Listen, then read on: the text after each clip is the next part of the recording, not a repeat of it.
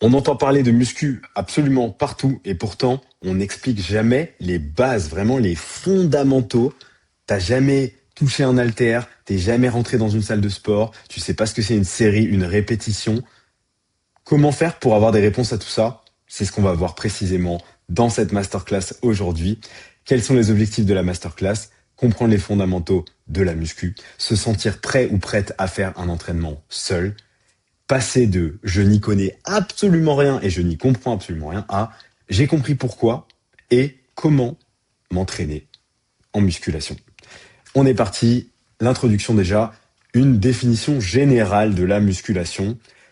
Qu'est-ce que c'est? Faire travailler un ou plusieurs muscles en utilisant une charge. Le poids de son corps ou un poids extérieur comme par exemple un haltère, une barre, une machine qui permet d'être chargé justement. Voilà, c'est tout simple. Faire travailler un ou plusieurs muscles en utilisant une charge. La gravité, donc la gravité, c'est le poids c'est l'attraction de la charge vers le centre de la Terre, vers le bas. C'est toujours le facteur contre lequel le muscle va résister et ça lui permettra d'être sollicité. Donc ça, c'est un truc qui est aussi important à comprendre, c'est que quand on fait travailler les muscles, on se bat contre la gravité qui, avec l'aide d'une charge supplémentaire ou l'aide, par exemple, de la charge de son corps, euh, bah, nous pousse dans une direction et nous, on va pousser dans l'autre direction et c'est ça, la musculation. Plusieurs façons de solliciter les muscles. Donc on peut les solliciter déjà de manière dynamique en faisant ce qu'on appelle des répétitions. Je vais me mettre un petit peu plus gros. En faisant ce qu'on appelle des répétitions, donc c'est des mouvements de va-et-vient dans l'objectif d'alterner entre contraction et étirement d'un muscle. C'est idéal pour construire de la masse musculaire et c'est surtout sur ça qu'on va s'orienter aujourd'hui. Je vais montrer juste un exemple pour alterner répétition, contracter, étirement, faire des répétitions qui alternent contraction et étirement. Donc là, par exemple, si on prend le muscle du biceps, donc qui est ici, hein, c'est ce muscle-là. Là, dans cette position, il est contracté. Hop. Dans cette position, il est ce qu'on appelle étiré, donc c'est l'inverse de contracté. On peut remarquer que quand un muscle est contracté, il est plus court, et quand un muscle est étiré, donc c'est pour ça qu'il est étiré, il est plus long. Là, on peut voir le biceps, il s'étend sur cette portion-là, alors que quand je vais justement contracter, eh bien, il s'est raccourci. Et du coup, faire une répétition, c'est étirer, contracter, étirer. Et là, j'ai fait une répétition. Donc, c'est l'alternance de l'un vers l'autre. On est d'accord, et ça, c'est ce qu'on appelle solliciter le muscle de manière dynamique. On peut aussi solliciter le muscle de manière statique en ayant par exemple une résistance figée. Donc l'exemple le plus classique, c'est du gainage. Si on se met au sol et qu'on ne bouge pas, mais qu'on se met en position de planche, eh bien, on va avoir une résistance. Sinon, ce serait, enfin, c'est une position qui est difficile à tenir justement parce qu'on lutte contre la gravité. Et pourtant, on n'est pas en train de faire des répétitions. On n'est pas en train d'alterner une phase de contraction. Donc, par exemple, si on parle de la planche et du gainage, c'est les abdominaux donc qui vont être sollicités. On va tenir les abdominaux. Alors, il y aura aussi les bras, les épaules et tout. Mais les abdominaux, ils bougent pas. D'ailleurs, le corps ne bouge pas quand on est en planche. On est juste à l'arrêt et on est juste en train de gainer. Donc ça, c'est ce qu'on appelle une sollicitation statique. Si on reprend l'exemple précédent, on peut même faire un truc qui n'a aucun sens. Ce serait par exemple de rester comme ça. Là, je suis en train de contracter mon biceps et de lutter contre la gravité. La gravité, elle m'emmène en bas. Mais je suis en contraction, en sollicitation statique de mon biceps. Ça, comme je l'expliquais juste avant, un, c'est pas quelque chose qui va créer, qui va stimuler mon biceps pour lui donner envie de construire plus de muscles. Donc, quand on veut justement faire de la musculation pour construire du muscle, eh bien, on va pas faire trop ce genre de choses. Mais ça a d'autres intérêts. Par exemple, renforcer l'endurance du muscle, la capacité du muscle à tenir dans le temps dans une position comme ça. Et ça peut être intéressant pour d'autres choses que construire de la masse musculaire. Mais voilà, il y a des choses différentes qui apportent des avantages différents et des bénéfices différents. On peut faire un mélange des deux. Par exemple, on peut faire des pauses statiques au cours d'une répétition. Ça peut être intéressant pour ressentir un muscle. Je vais redonner un exemple avec cette histoire de biceps. Hop. Si je suis en train de faire un curl biceps, mais que je ne sens pas mon biceps, là, on voit que je suis dynamique. C'est-à-dire que je fais des alternances entre étirement et contraction en permanence. Si je veux ressentir mon muscle, je peux m'arrêter là et ça va le fatiguer encore plus. Je peux faire une petite pause dans cette position. Justement, ça va m'aider à le ressentir. Alors, c'est pas forcément utile pour la prise de masse musculaire, mais c'est quelque chose qui existe et on en parlera peut-être dans cette masterclass ou dans une masterclass un peu plus avancée. Mais c'est quelque chose qui existe et qui peut permettre justement de plus ressentir en prenant le temps, en faisant des pauses. Voilà, tout simplement. Et puis après, il y a aussi d'autres manières de solliciter le muscle de manière plus spécifique. Par exemple, avec de l'explosivité, des sauts. Ça, c'est si on se projette dans un autre sport comme les sports de combat, les sports d'équipe, la danse, pourquoi pas. On peut enchaîner des mouvements. Un exemple classique de choses qu'on peut voir, c'est par exemple quelqu'un qui va faire un curl biceps et ensuite il va pousser vers le haut. Bon, je sais pas si c'est un truc qui est très classique, mais c'est un truc qu'on peut voir des gens faire. Et c'est pas une répétition, ou alors c'est une répétition, mais de deux mouvements qui sont associés l'un à l'autre. Voilà. On a fait un petit peu le tour des différentes manières de solliciter le muscle, ou les muscles. Maintenant, si on se concentre vraiment sur la prise de muscle, parce que c'est ce qui nous intéresse, nous, en tout cas, pour les personnes qui sont dans cette masterclass, on va s'intéresser à ça en tout cas aujourd'hui.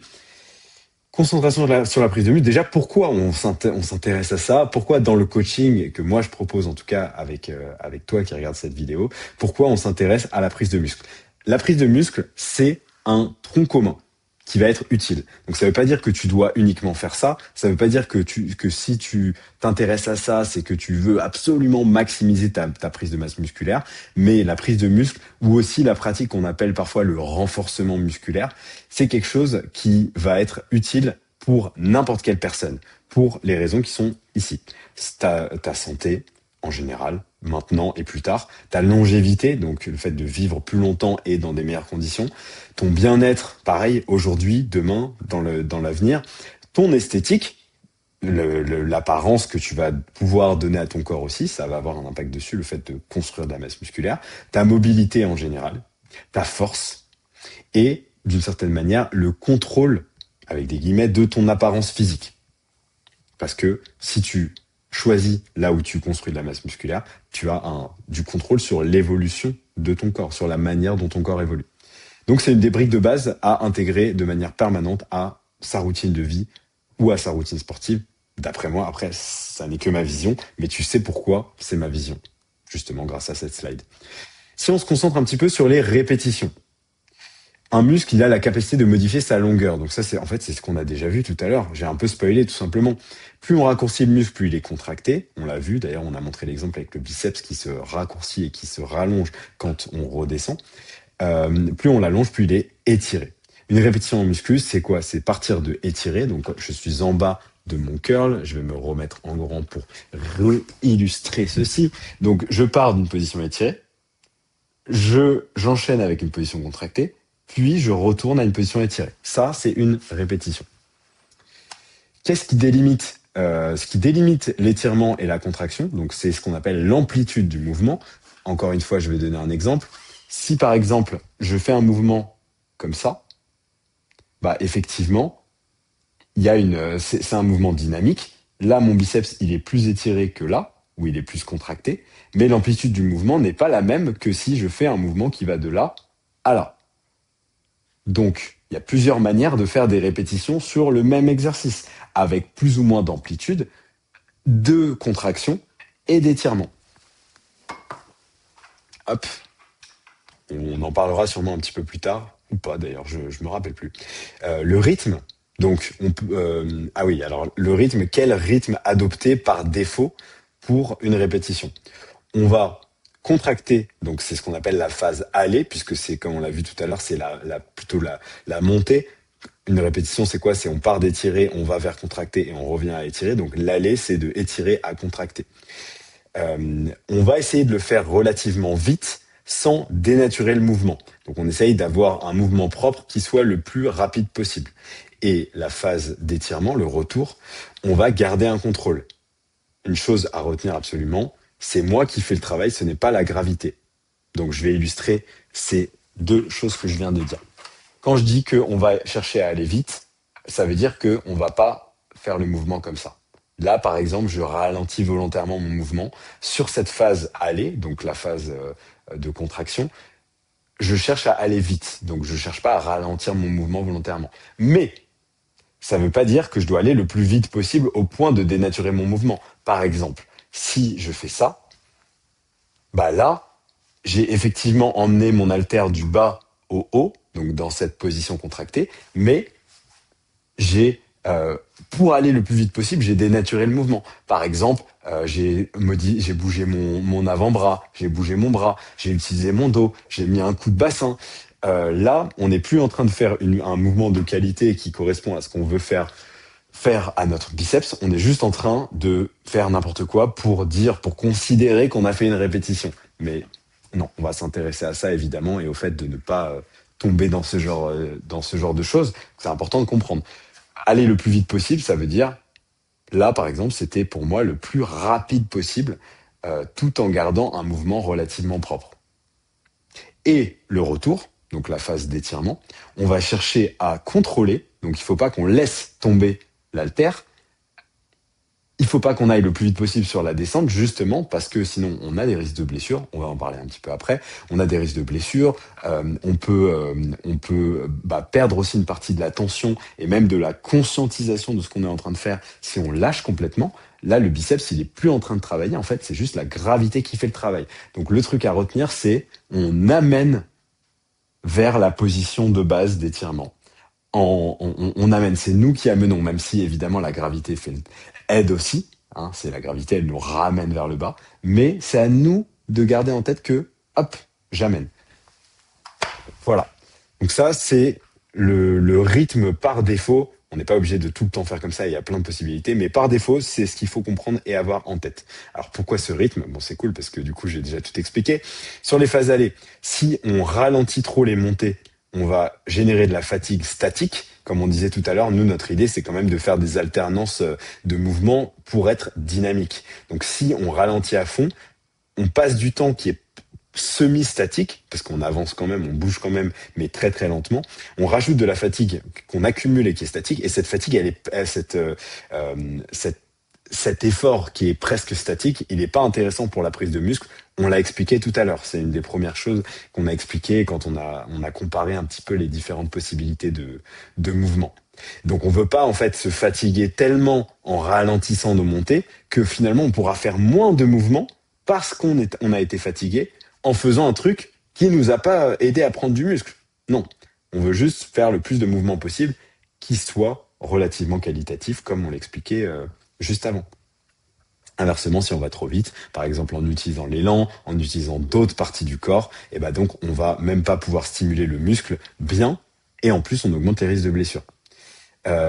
Parfois, ça peut être utile d'être trop propre pour bien comprendre la mécanique d'un mouvement. Ce que je veux dire par là, c'est que si on est débutant, et probablement si tu regardes cette vidéo, tu es relativement débutant ou débutante, eh bien, il vaut mieux que tu ailles un petit peu trop doucement au début, que tu ailles un peu doucement sur les allées, que tu fasses une petite pause en contraction, que tu ailles un peu trop doucement sur les retours, plutôt que d'être là à vouloir absolument avoir un tempo le plus possible optimal et qu'au final, tu te rendes pas compte que tu es toi-même en train de tricher. Parfois, il y a aussi ton ego qui va faire que tu vas te dire « Oh, ça va, je peux soulever cet haltère, mais en fait, il est trop lourd. » Du coup, tu vas tricher, tu vas envoyer.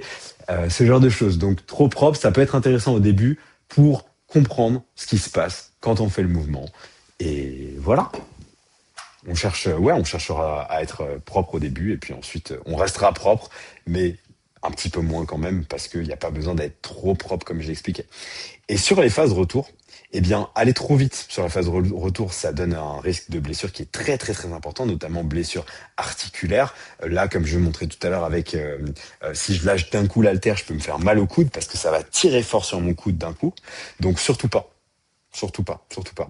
Et si on laisse la gravité faire le travail, en plus de ça, en fait, on lâche la tension. Donc, c'est finalement, il y a toute cette partie retour du mouvement qui n'est plus, qu'on ne fait pas et dont on ne bénéficie pas, alors que cette partie, elle est aussi utile pour la prise de muscle. quelle est l'amplitude qu'il faut avoir? L'amplitude, donc, comme je vais le rappeler, c'est la distance parcourue par le muscle entre l'étirement et la contraction. Donc l'amplitude d'étirement, contraction et la distance entre les deux, c'est toute cette gamme sur laquelle le muscle, enfin, on déplace la charge et le muscle passe de étirer à contracter, à étirer, etc. Alors, ça dépend de l'exercice, mais dans l'idée, on va chercher à contracter au maximum. Donc on va pas s'arrêter en plein milieu. Je vais redonner l'exemple du biceps parce que pourquoi pas après tout. Si on veut contracter le biceps, on se met dans cette position-là. Ça, c'est pas un truc que tout le monde sait, mais je te le dis et tu le sauras. Si tu veux contracter ton biceps, tu te mets dans cette position-là. Donc, ton amplitude de contraction, tu vas pas l'arrêter ici. Tu vas l'arrêter ici. Parce que justement, tu vas chercher cette contraction maximale. Inversement, pour l'étirement, on va chercher aussi à avoir une amplitude qui sera la plus grande possible par rapport à l'exercice, en fonction de l'exercice. Attention quand même en étant prudent au niveau de sa mobilité pour ne pas attaquer les articulations. Donc là, je vais te donner un exemple particulier, un exemple différent.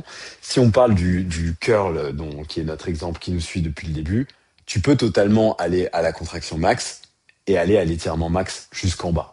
Il n'y a pas de problème. Comme ça, tu es dans cette position, il n'y a aucun problème avec le fait de faire une amplitude complète et en particulier d'aller chercher un étirement maximal. Maintenant, il y a certains exercices sur lesquels, si tu veux étirer le plus possible, ça peut être dangereux pour ton articulation, pour une articulation de mouvement. Je vais te donner un exemple. Si tu fais du développé couché, alors j'ai pas de bande de développé couché ici et on est très homemade, mais c'est pas grave. On va dire que je suis en développé à peu près couché, je suis un petit peu incliné. Et que donc là, je suis dans cette position. Bah moi, je sais que ma mobilité, elle va me permettre de descendre l'haltère jusqu'en bas. Mais peut-être pas toi.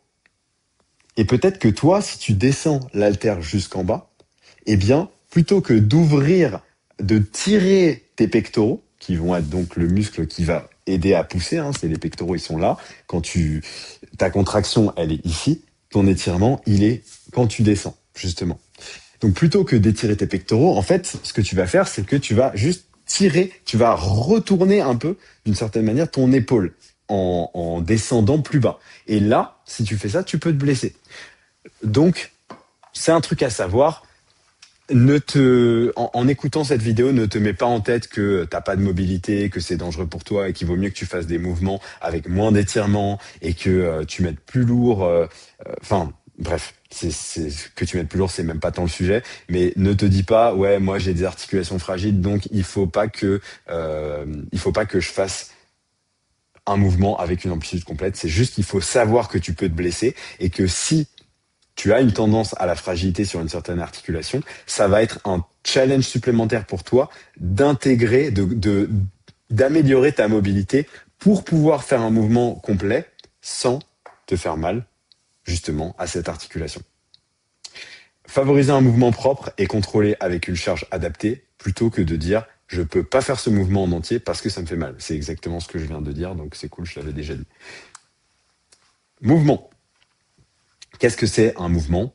Un point de départ, la trajectoire d'aller, un point d'arrivée, la trajectoire de retour.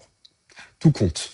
Et là, du coup, on va regarder l'exemple du curl biceps, mais c'est vrai que depuis le début, j'expliquais qu'on alternait étirement et contraction, mais il y a aussi un truc à savoir, c'est que la trajectoire d'aller puis de retour est évidemment importante. Par exemple, si tu pars de ton point de départ, que entre les deux, tu fais comme ça et que tu termines là, bah, d'une certaine manière, tu as eu aussi le même point de départ, le même point d'arrivée, mais t'as pas du tout eu la bonne trajectoire du curl biceps. Tu as juste fait une élévation un peu latérale et puis tu es revenu avec un truc chelou et ensuite, pourquoi pas, tu vas te remettre comme ça.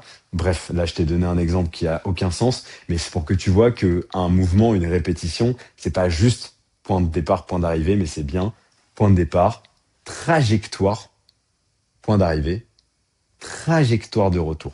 Et là, on a notre mouvement qui est bien complet. Et là, on peut faire bien notre exercice. Connexion cerveau-muscle. Alors, qu'est-ce que c'est? C'est la conscientisation du ou des muscles qui sont ciblés pendant l'exercice que tu es en train de faire. là, j'ai parlé de contraction volontaire et pas juste le mouvement. Je vais donner l'exemple encore avec le curl biceps. Euh, je te montre. Imagine que je fasse ça. Là, j'ai fait un curl biceps. Maintenant, imagine que je mette mon bras comme ça. Tu vois, là, mon biceps, il est plus contracté que s'il était comme ça, puisqu'il est plus court. Mais si maintenant je fais ça, tu vois que mon biceps, il est plus contracté encore que si je me relâche complètement.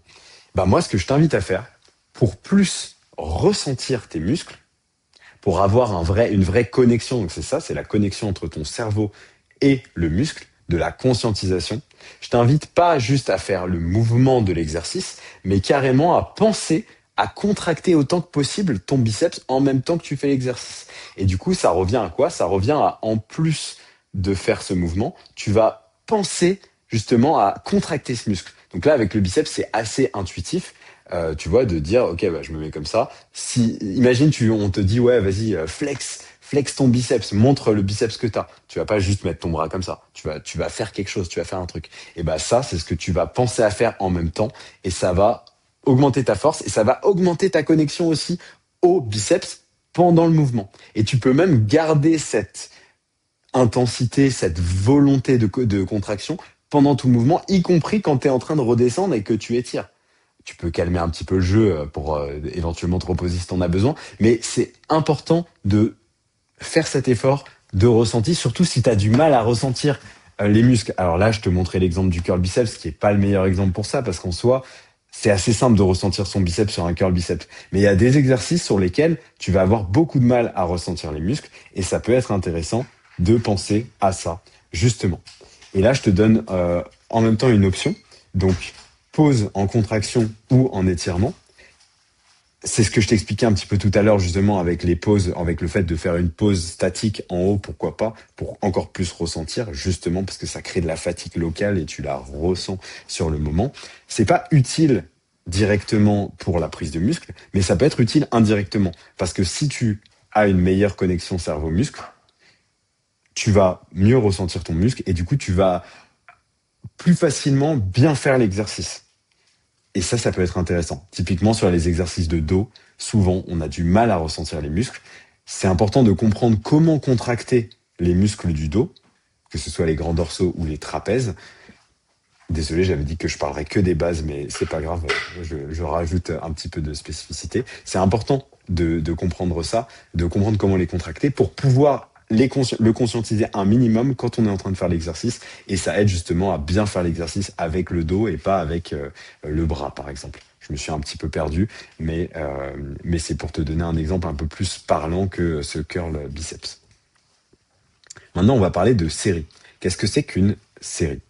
Eh bien, une série, c'est tout simplement un enchaînement de répétitions. Donc, on a compris ce que c'était une répétition. Maintenant, on va pouvoir les enchaîner. Une, puis deux, puis trois.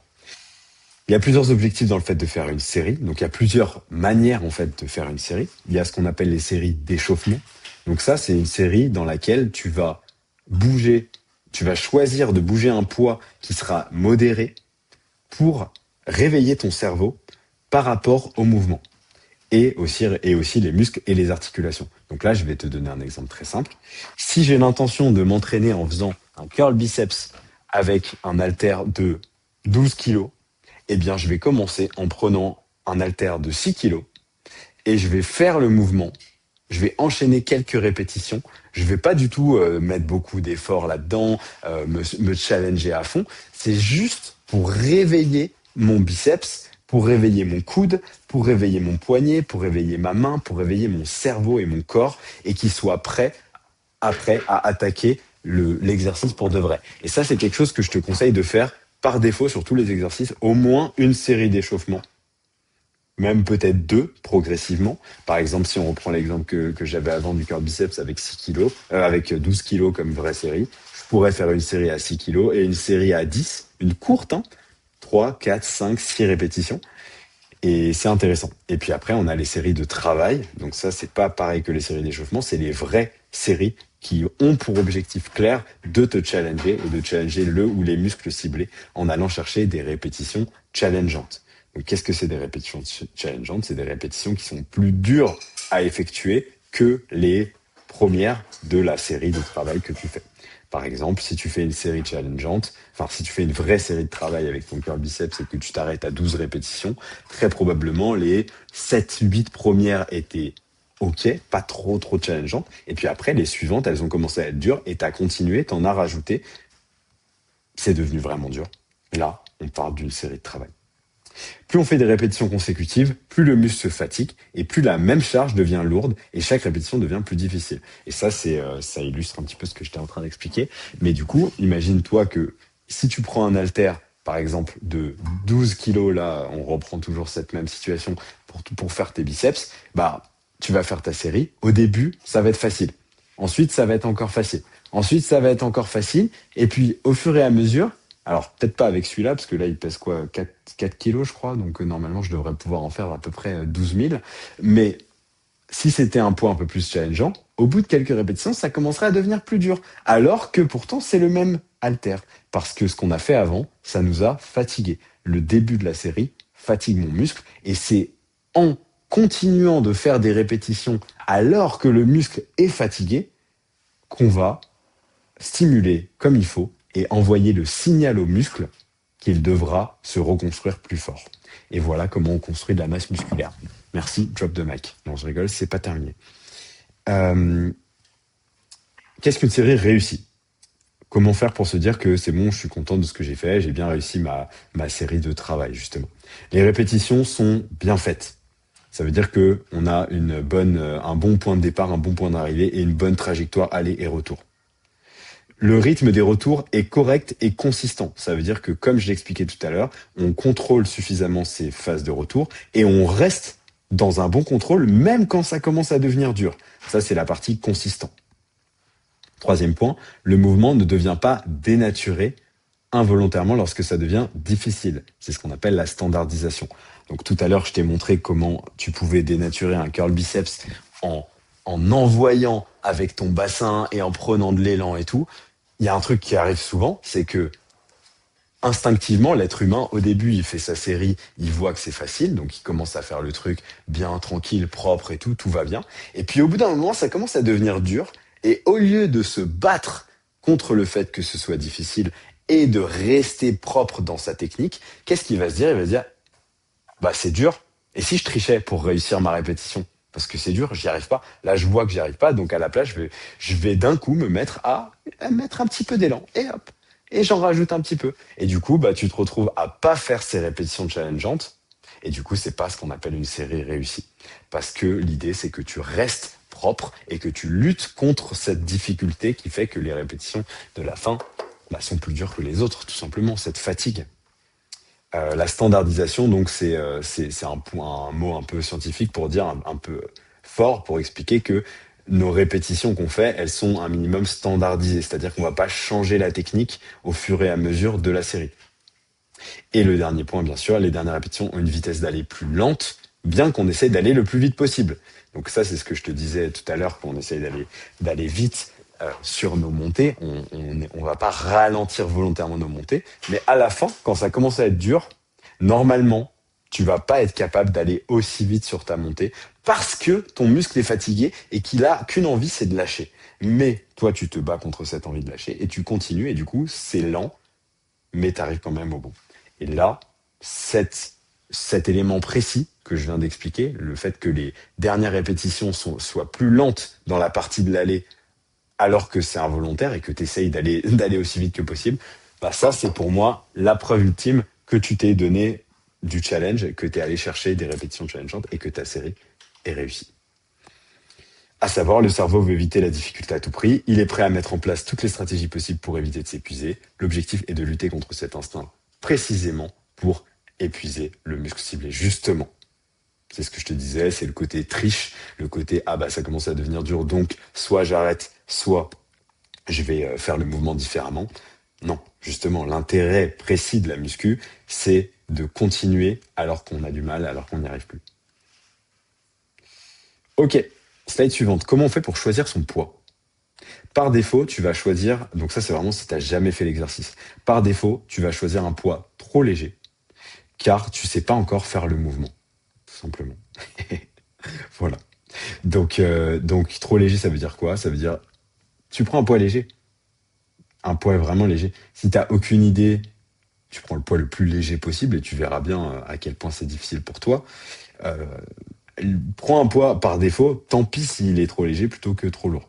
Et puis, tu vas te fixer, ou moi je t'ai fixé si je te coach actuellement, un nombre de répétitions que tu vas faire sur ta série ou sur tes séries.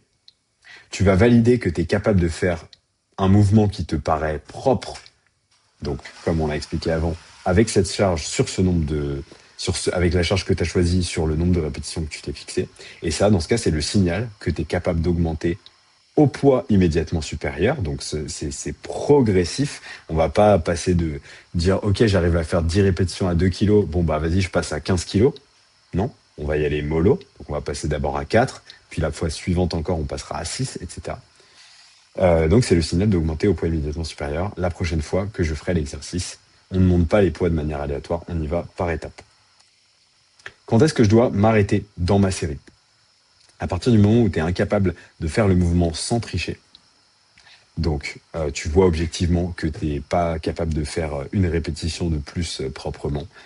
Là, je parle d'objectivité, donc c'est pas waouh, je ressens que c'est dur, j'arrête. Non, c'est objectivement, tu es incapable de faire une répétition de plus. Bah, tu vas bien t'arrêter puisque tu n'es pas capable d'en faire une de plus. Si jamais tu veux pas aller jusque-là, c'est difficile d'aller jusque-là et c'est pas forcément impératif pour autant. L'idée, c'est que un bon critère d'arrêt, c'est d'avoir effectué plusieurs répétitions challengeantes et notamment en essayant de vaincre le record que tu avais établi la fois d'avant quand tu avais fait la séance précédente, quand tu avais fait le même exercice. Voilà. Donc imagine que par exemple, la semaine dernière, je me suis beaucoup challengé, j'ai fait 11 répétitions sur mon curl biceps avec 10 kilos. Je vais décider aujourd'hui d'essayer d'en faire plus que 11. On va voir si j'en suis capable. Et si j'en suis capable, bah, je vais me challenger et je vais essayer d'aller en faire 12, peut-être même 13, pourquoi pas, si je suis en forme. Peut-être que j'ai pas encore créé assez de muscles pour en faire plus, donc je vais à nouveau en faire 11 et c'est pas grave, c'est bien aussi. Voilà. Mais dans tous les cas, on se challenge et on essaye de vaincre les records précédemment établis comme une sorte de ligne directrice pour se challenger. Comment s'échauffer? Alors, il y a 3 types d'échauffement. L'échauffement du système, du corps et mettre le cerveau en éveil. Enfin, mettre tout, le système, le corps, le cerveau en éveil. Donc, avec un échauffement de type cardio, ça peut être juste de la marche, ça peut être un peu de vélo, ça peut être de la course. Je t'invite à ne pas, si par exemple tu t'entraînes chez toi en particulier, ne pas passer de je viens de bosser pendant 4 heures à mon bureau à 1 minute 30 plus tard, je suis déjà en train de faire un mouvement. Non. Prends le temps de bouger un peu. Tu bouges ton corps, tu sautes dans tous les sens, tu fais des mouvements, tu te réveilles, tu te bouges. Et pourquoi pas juste faire un peu de vélo, un peu de marche, tu tournes un petit coup. Même 5 minutes, ça fait la différence. Si tu vas à la salle de sport, normalement, tu as déjà cet échauffement-là, rien qu'en y allant. Sauf si tu vas en voiture et que tu sors de ta voiture et que tu es déjà en train de t'entraîner. Dans ce cas, non. Fais un petit échauffement. Deuxième type d'échauffement, les étirements dynamiques. Donc les étirements dynamiques, ça veut dire que tu vas pas juste t'étirer comme ça, mais tu vas plutôt étirer et réchauffer tes articulations dans tous les sens en fonction de la séance que tu vas faire et des articulations qui vont être employées pendant ta séance. Si par exemple tu fais une séance plutôt haut du corps, tu vas travailler surtout au niveau des épaules, des coudes et des poignets. Si tu fais une séance bas du corps, tu vas travailler plutôt au niveau du bassin, des hanches, des genoux, des chevilles. Et puis dans tous les cas, je te conseille toujours de bien échauffer ton cou, ta colonne vertébrale, toutes les parties du corps qui peuvent être pas chaudes et sur lesquelles tu peux te faire mal, peu importe l'exercice que tu fais. Le cou, c'est un bon exemple. On se fait régulièrement des torticolis, justement en n'étant pas assez échauffé au niveau des articulations. Et puis dernier point, sur chaque exercice, comme je t'expliquais tout à l'heure, faire des séries d'échauffement entre 1 et 2 séries courtes avec une charge modérée. Moi, ce que je te conseille, c'est de prendre une charge entre 50 et 80% de la charge que tu vas utiliser après pour tes vraies séries. Et c'est pas une série qui compte vraiment comme une série de travail. Ça veut dire que dans ton application de suivi de tes séries, tu vas pas rentrer ça comme une série de travail. C'est une série d'échauffement pour préparer le muscle et pour se rappeler de ce que ça fait de faire ce mouvement tout simplement. Comment on fait pour respirer? Alors, pas mal de possibilités. L'idée déjà, c'est d'expirer pendant la phase aller donc la phase de contraction, et pendant la phase de retour, d'inspirer profondément ou uniquement avant de commencer. Alors, je vais te montrer des petits exemples. Il y a plusieurs manières de respirer.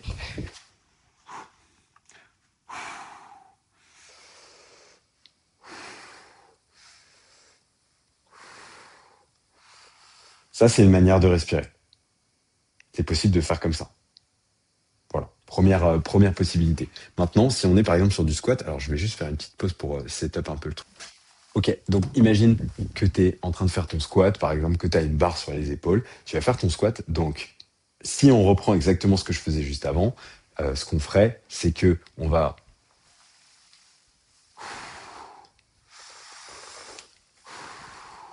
Ça, c'est une possibilité. Maintenant, ce qu'on peut faire aussi sur certains exercices comme le squat, c'est de favoriser le gainage du corps pendant la partie de la descente. Quand on descend et qu'on inspire en même temps, on n'est pas en train de gainer. Donc, ce qu'on peut faire, c'est qu'on peut inspirer avant de descendre. Donc, par exemple,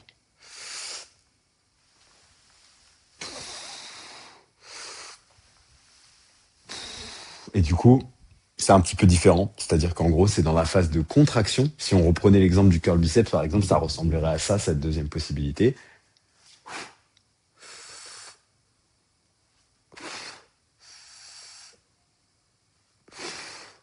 Sauf que ça n'a pas de sens pour le curl biceps parce qu'on n'a pas besoin d'avoir tout le corps ultra gainé et compact en faisant un curl biceps. Contrairement au squat, qui est un exercice qui utilise absolument tout le corps, sur lequel tu vas bouger dans tous les sens et tu as besoin d'être bien gainé pour ça. Donc voilà, c'est les deux possibilités pour respirer. De manière générale, la première que je t'ai donnée, si tu es relativement débutant, et c'est probablement ton cas si tu regardes cette vidéo, ça devrait largement être suffisant. Structure d'une séance de musculation.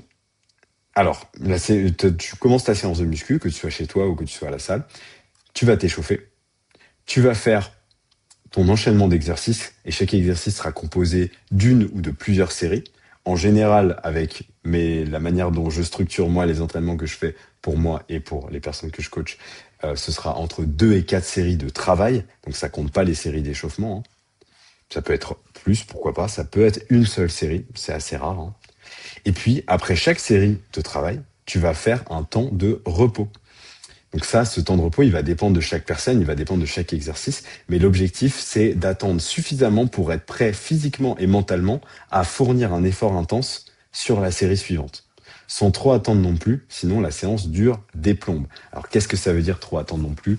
De manière générale, on recommande un temps de pause entre deux séries qui sera entre 1 minute et 3 minutes globalement. Tout est possible, ça peut être moins qu'1 minute, ça peut être plus que 3 minutes. Mais on va dire pour toi qui es débutant, imagine que entre deux séries sur un exercice où tu prends une charge lourde et où tu vas pas faire beaucoup de répétitions, pourquoi pas un exercice où il y a beaucoup de parties de ton corps qui vont bouger, ce sera plus fatigant. Et du coup, tu pourras te reposer 2 minutes, 2 minutes 30, 3 minutes, pourquoi pas. Au-delà de 3 minutes, c'est rarement nécessaire. Parce que tu as le temps en 3 minutes de reprendre de l'énergie, tu as le temps de reprendre ton esprit, tu as le temps de reprendre ton souffle. Si maintenant on parle d'un exercice qui est un peu moins fatigant et qui est un peu plus local, comme par exemple justement notre fameux curl biceps qui nous suit depuis le début là, un exercice comme celui-ci, bon bah tu termines ta série, normalement après 1 minute 30, t'as largement de quoi, t'as largement récupéré au niveau de la respiration, au niveau de ton système, et tu peux reprendre et réenchaîner avec une deuxième série. Évidemment, c'est assez général et ça peut dépendre quand même en fonction de la personne. Voilà. Mais ouais, c'est plutôt comme ça. Des erreurs fréquentes, et ce sera la dernière slide. Prendre trop de poids par ego. Donc ça, c'est attention, hein, c'est pas parce que tu t'entraînes par exemple avec une personne qui en fait déjà, t'as pas envie de passer pour quelqu'un qui a pas de force, et du coup tu vas prendre le même poids que lui, alors que lui il a déjà l'habitude, tu risques de te blesser. Inversement, prendre pas assez de poids par peur ou par absence d'ego. Donc tu dis ouais, moi je suis trop nul, je suis trop faible et tout, tu mets pas beaucoup de poids et au final tu vas passer des semaines à t'entraîner comme ça, euh, alors que bah, tu pourrais augmenter progressivement le poids justement. Troisième erreur, trop penser au mouvement et pas assez aux muscles qu'on travaille. Donc, tout à l'heure, je te parlais de connexion cerveau-muscle. Si tu te concentres uniquement sur le mouvement précisément, mais que tu ne conscientises pas le travail des muscles, peut-être que tu vas mal faire le mouvement finalement et que tu vas du coup mal travailler les muscles. Après tout, l'idée, ça reste quand même de travailler les muscles avant tout. Quatrième erreur, faire des pauses ultra longues en étant sur TikTok, ou pas sur TikTok d'ailleurs, mais du coup, par exemple, tu te concentres pas trop, tu fais ta série et puis après c'est fini et tu vas faire une pause giga longue en faisant autre chose en même temps. Bah, comme on l'expliquait juste avant, au-delà de 3 minutes, tu es juste en train de faire durer ta séance pendant ultra longtemps pour rien. Et ça, c'est pas intéressant. Et pour le coup, c'est un petit peu dommage parce que tu perds ta concentration, tu perds aussi l'énergie que tu es en train de donner. Tu peux même te refroidir, hein, littéralement. On parlait d'échauffement juste avant. Voilà. Donc, on essaye de rester concentré aussi entre les séances, entre les séries, sur ce qu'on est en train de faire, sur le fait qu'on est en train de faire la séance. Et voilà. Point suivant, ne pas se concentrer pendant ou entre les séries, super, je viens de l'expliquer. Ensuite, ne pas s'échauffer, c'est une grosse erreur et ça m'arrive encore malheureusement sur certains exercices ou sur certaines articulations spécifiques, par exemple d'avoir la flemme de m'échauffer et au final, tu te blesses tout le temps, tout le temps, tout le temps. S'échauffer, c'est la base pour ne pas se blesser. Point suivant, vouloir absolument transpirer. Alors non, c'est pas parce que tu fais de la muscu et que tu te donnes de manière intensive, que tu fais beaucoup et tout, que tu vas transpirer. Ça m'arrive souvent de terminer une séance de muscu où je me suis donné comme un fou malade et j'ai pas une goutte de transpiration. Ça n'a rien à voir. On n'est pas là pour brûler des calories, on n'est pas là pour faire chauffer le cœur, pour envoyer de l'énergie et tout. On est là pour travailler les muscles. Avant-dernier point, croire aux idées reçues véhiculées sur les réseaux sans même les comprendre. Donc ça, c'est classique quand on ne s'y connaît pas très bien, et même quand on s'y connaît bien, de faire des recherches tout le temps et de toujours voir du contenu supplémentaire et tout. Et au final, on n'arrive jamais à savoir ce qui est vrai ou pas. Mais le truc, c'est qu'il faut développer son esprit critique par l'expérience et par la réflexion, plutôt que de croire à ce qu'on nous balance alors qu'on n'a même pas compris comment ça pouvait être vrai, ou si c'était vrai, ou si c'était faux. Dernier point, ne jamais s'entraîner assez dur. Et ça, c'est un truc que je vois très très souvent. Il y a beaucoup de personnes qui font juste jamais des séries de travail parce que bah, c'est dur en fait de se donner suffisamment pour avoir du stimulus nécessaire suffisant sur ses muscles. C'est tentant de juste faire les mouvements et puis de se dire bon c'est bon j'ai fait le boulot, mais non en fait ça suffit pas et c'est ce qui peut faire qu'on va stagner et qu'on va même abandonner justement parce qu'on n'aura pas les résultats pour lesquels on est venu si on s'entraîne pas assez dur. Voilà, j'ai encore un petit truc à ajouter.